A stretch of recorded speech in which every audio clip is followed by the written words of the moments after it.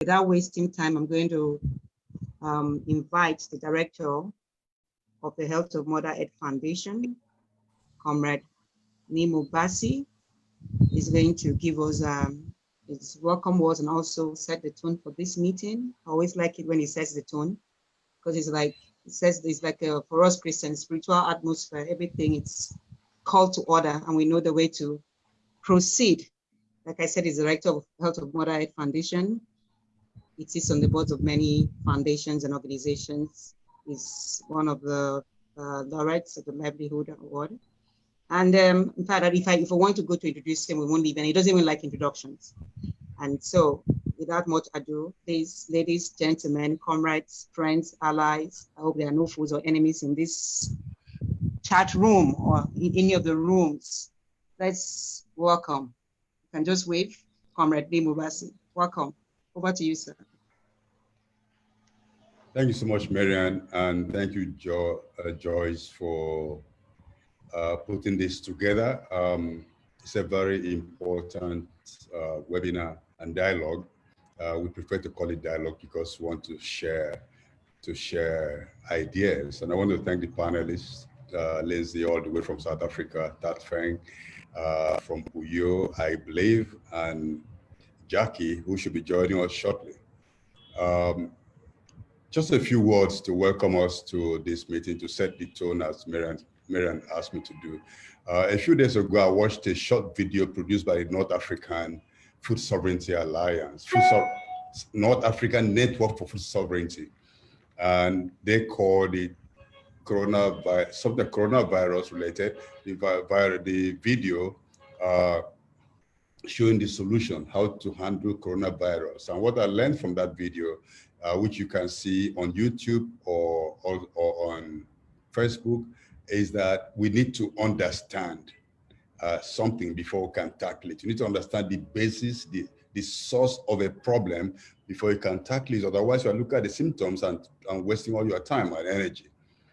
So the video showed how industrial agriculture and the pursuit of profit have unrelentingly eaten away at natural habitats, displacing both humans and animal species.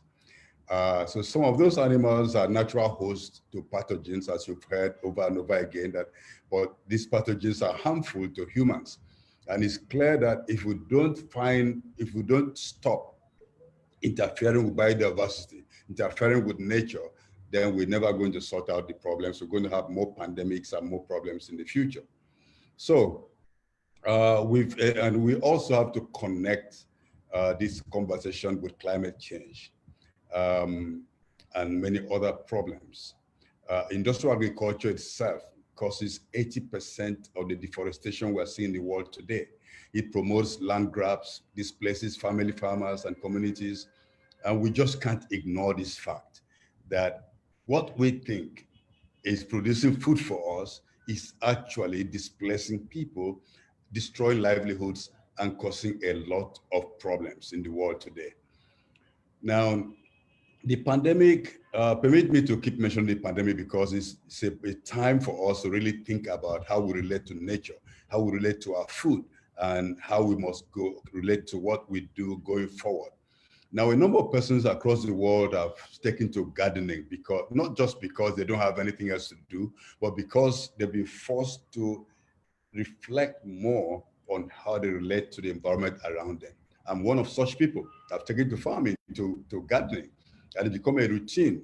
And I've come to see this as a positive outcome of the lockdown. Some of us don't know how crops are grown. We don't pay attention to how they grow.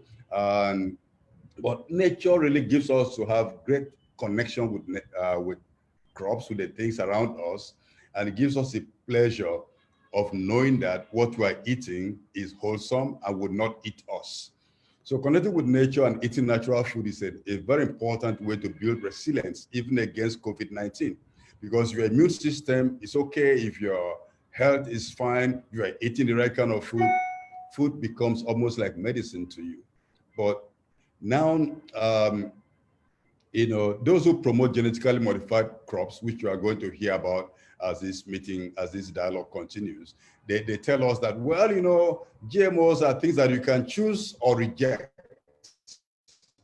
But we've always said that in the context of Africa, in the context of Nigeria, we don't have a choice because we can't label GMOs considering our social context, considering how we produce our food, considering how we sell our food, and considering how we eat our food.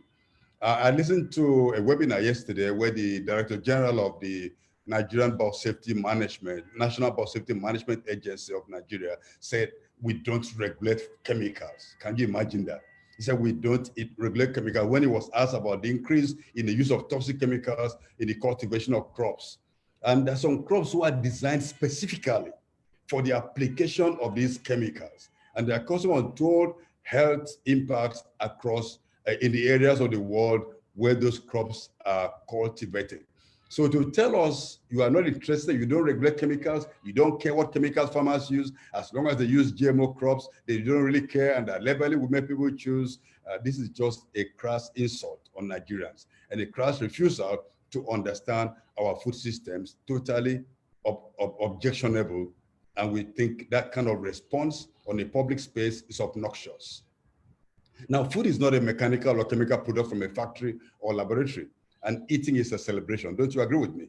Eating is a major celebration. It has deep cultural and spiritual anchors with special significance in many religious observances. In Nigeria and across the continent, communities thrive in maintaining their biodiversity because this is what gives us the diversity of foods that we eat. And this is what actually gives us our stories. This is what gives us our songs in the communities. This is what gives us life.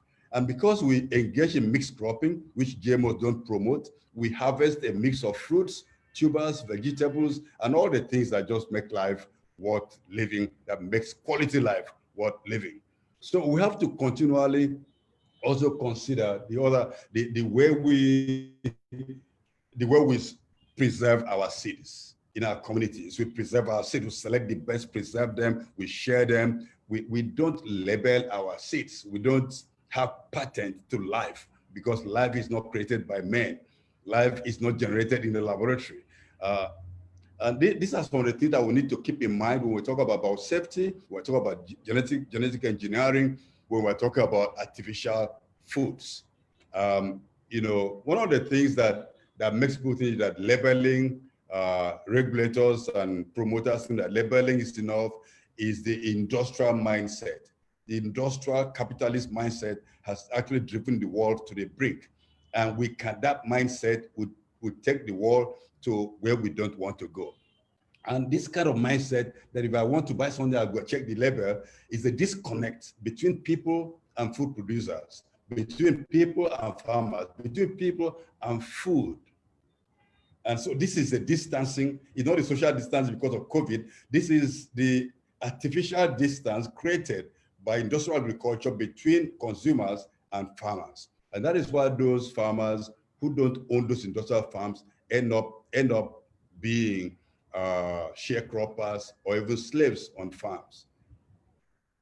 So my concluding thoughts include the fact that the claim that biosafety regulators are not concerned about what chemicals are unleashed on our farms and general environment is an unacceptable insult. I just needed to repeat that. It's a big insult.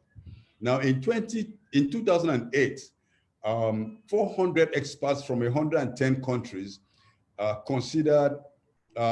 were considered into a body called International Assessment of Agricultural Knowledge, Science and Technology for Development, ISTAD. And they produced a document called Agriculture at Crossroads. That document shows clearly that we need to,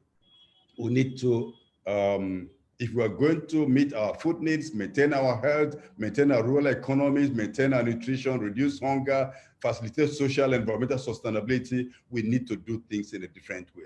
We need to go back to nature. We need to grow crops in a sustainable manner. We need to run away from destructive chemicals. And this was also agreed to by the Food and Agricultural Organization in 2014 when they endorsed agroecology as a key element of the food system.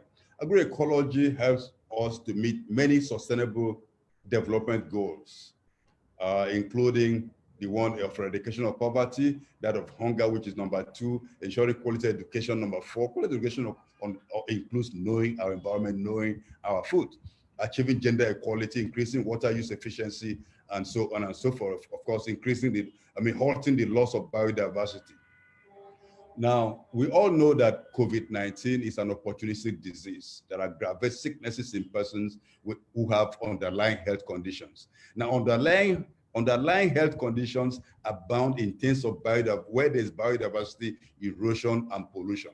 And eating unhealthy foods grown with toxic chemicals, consuming insecticides, including crops engineered to kill pests, is certainly a way of aggravating our health conditions and making us more vulnerable to diseases such as the ones carried by the coronavirus. So finally, the destruction of natural crops and foods is equal to the sowing of seeds of intergenerational crimes. And this is why we're talking to young people. It's an urgent issue for youth to equip themselves, equip yourself with knowledge, speak up, reject efforts to entrench systems that would destroy the gains of viable, culturally and ecologically appropriate agricultural and food systems developed by our ancestors. And if you surrender your food system to pretentious merchants and warrant chiefs who represent them, you are just permitting them to enthrone food colonialism. So we must all stand against food colonialism, and I believe that we're going to receive the tools to do this through the course of this dialogue. Thank you and welcome.